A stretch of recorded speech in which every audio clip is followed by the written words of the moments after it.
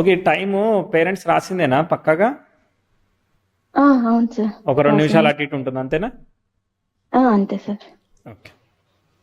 Okay. అయితే నాకు కుంభలగ్నం వచ్చింది. అవును నక్షత్రం సార్. వచ్చేసి పూర్వ ఫల్గుని వచ్చింది. అంతేనా? అంతే సార్. Very good. ఏం కావాలి? సార్ నాకు ఫస్ట్ మ్యారేజ్ అయింది ఏ ఇయర్‌లో అయింది? 2019. హ్మ్. Okay. Okay.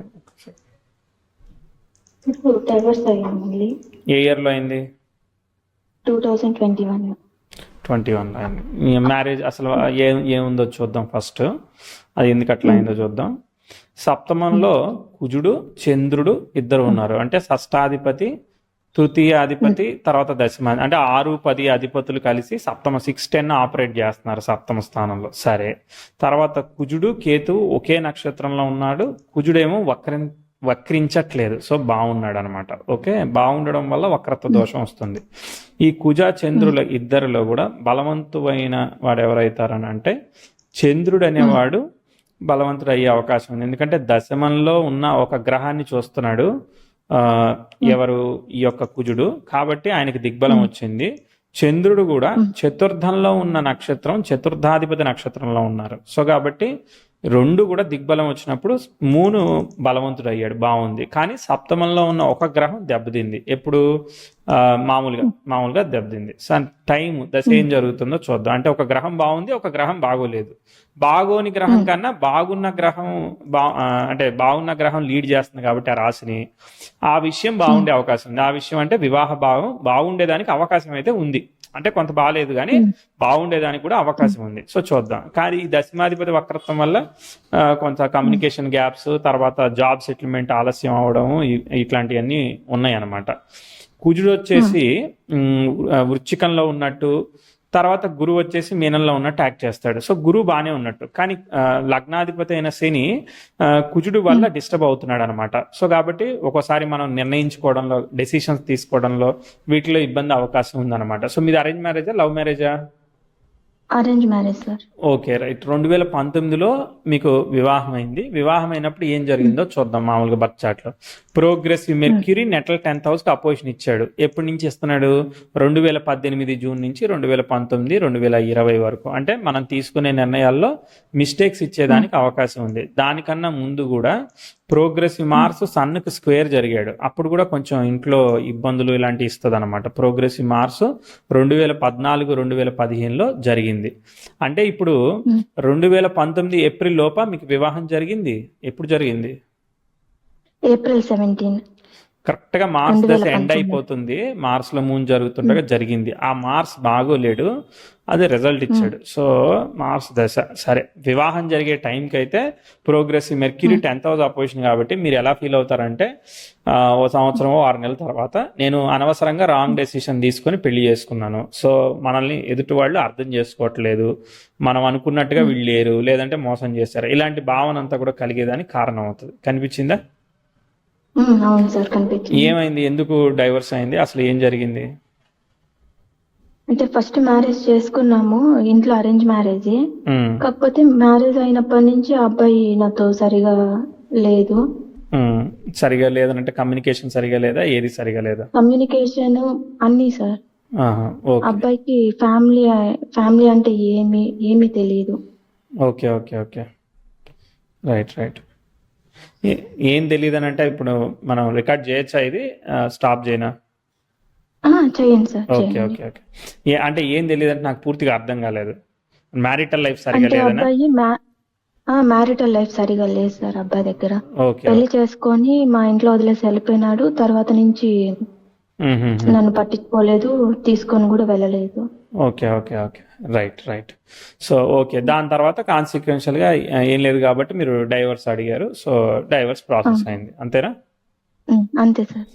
Okay. Progressive 10th house కూడా మళ్ళీ సార్ ఇప్పుడు నేను సెకండ్ మ్యారేజ్ కూడా చేసుకున్నాను సార్. ఎప్పుడు, ఏ సంవత్సరంలో చేసుకున్నారు? అంటే ఆ అబ్బాయితోనే మళ్ళీ సెకండ్ టైం మ్యారేజ్ చేయించారు. ఎందుకోసం? ఇట్లా దోషం ఉందని ఎవరో చెప్పి మళ్ళీ ఇంకోసారి ఇట్లా దోషం ఉంది, పెళ్లి టైం సరిగా లేదు, అందుకని మళ్ళీ ఇంకొకసారి పెళ్లి చేస్తే బాగుంటుంది అని అన్నారు. అవన్నీ జనరల్ గా పనిచేయవు కదా. సరే. పని చేయవు. కాకపోతే చెప్పినారు మాకు ఉండేది ఒక ఆడపిల్ల కదా అని సెకండ్ టైం మళ్ళీ మ్యారేజ్ చేశారు. సెకండ్ టైం మ్యారేజ్ అంటే ఇప్పుడు మళ్ళీ అందరినీ పిలుస్తారా పెళ్లికి, లేదంటే జస్ట్ ఆ, ఇంట్లో లేదు సార్, లేదు. జస్ట్ సింపుల్ గా గుళ్ళోకి వెళ్ళి సింపుల్ గా గుళ్ళో చేసి చేసుకొచ్చేసాము. చేశారు? Okay, right. చేసాము. ఆ తర్వాత 1 month కంతా డైవర్స్ కి అప్లై చేసి డైవర్స్ వచ్చేసింది. Right right. ఇక అదంతా తర్వాత సెకండ్ అయినా ఫస్ట్ అయినా మళ్ళీ కూడా ఒకటి మ్యారేజ్ అయినట్టే అయింది లెక్క, సార్. అది టెక్నికల్ గా ఒకటే అయినట్టు అంతే. సో ఇప్పుడు వేరే వివాహం కోసం ఎతుకుతున్నారు అంతేనా? లేదు సార్, ఇది కూడా మళ్ళీ మ్యారేజ్ చేసుకున్నాను లాస్ట్ ఏప్రిల్లో. అదే అబ్బాయితో అయిపోయింది అది అది అది మీరు సెకండ్ మ్యారేజ్ గా అది చెప్తున్నారు ఎండ్ అంతేనా? అయిపోయింది సార్, అది ఎండ్ అయిపోయింది.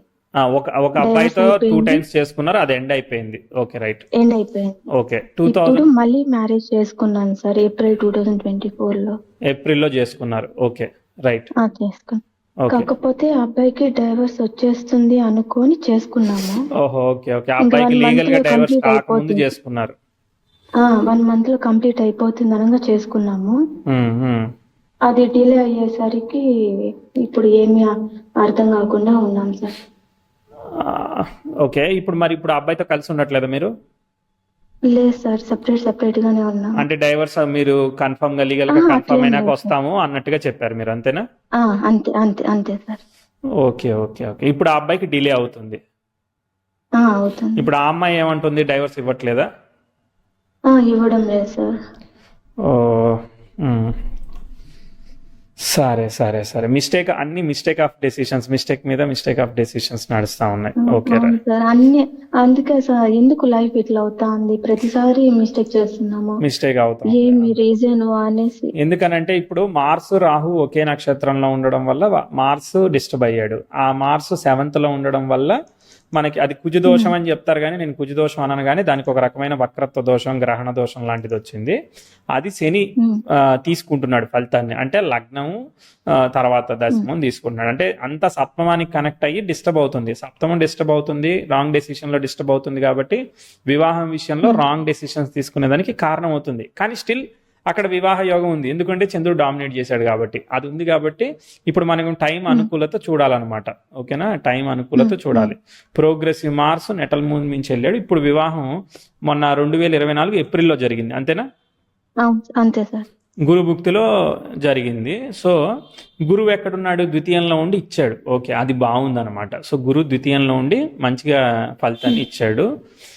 తర్వాత రాహు దశ జరుగుతుంది కదా, సో దశ కూడా మారింది కాబట్టి మంచిది. రాహు ఎవరు ఫలితాన్ని ఇస్తాడు?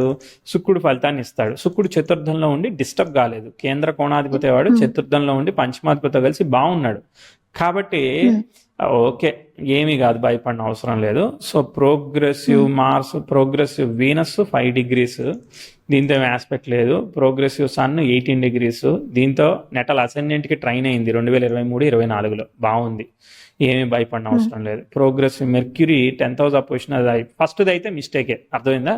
రెండో దానిలో మనకి సిచ్యువేషన్ అలా చూపిస్తుంది, కానీ భయపడాల్సిన అవసరం లేదు. అయితే ఇప్పుడు శని భుక్తి జరుగుతుంది కదా, శని కుజుడి యొక్క ఫలితం ఇస్తాడు కాబట్టి 2027 మార్చి వరకు మనకు అనుకూలత లేదంతే. అనుకూలత లేదంటే ఇప్పుడు ఆ అబ్బాయి డైవర్స్ అప్లై చేశాడు కాబట్టి ఆ అబ్బాయి డైవర్స్ తెచ్చుకోవాలి, అర్థమైందా? తెచ్చుకున్న తర్వాత పని అవుతుంది. అప్పటి వరకు కూడా మనం వెళ్ళము, ఆ అబ్బాయి కష్టం, ఇదంతా ప్రాసెస్, అర్థమైందా?